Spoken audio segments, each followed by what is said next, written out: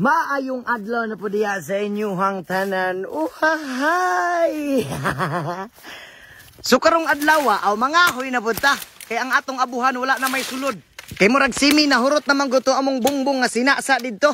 Wala nagman gid mi mga kahoy ani mo nang mangahoy na pud atong tirada karon. Ay, pero goods ra gihapon na bay. Ani kita diri sa kabukiran, kailangan nato maning kamot ha. Unya pagkahuman ipakita din atong kagandahan. Oh, wish you me, what you me, what you do.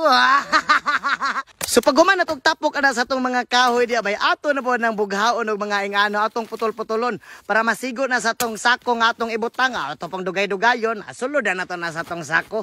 Para paghuman na to og sulod sa sako na awa na sugdod ng birada na to. Oy, yesterday. God sa gihapon ta diha kanunay niya. Paghuman na to og sulod diha sa sako bay aw. O simpre uhaw naman kay ta. Aw, wala na gidugay. Oy, kuha din tagbutong diha kay grabe namang pagkauhawa. Basta nang ugaha kay wala pa ta natilawan. Paghuman na to og inom diha, wa na sulbad na. Sumaw na ni. Pauli na ta. Kay simpre human naman taog pangahoy no. Ato nang gipasan pero okay ra bugat-bugat pero lami man pud da. Ay! Padayon lang ta kanunay. Uhahay! Oh! Shit!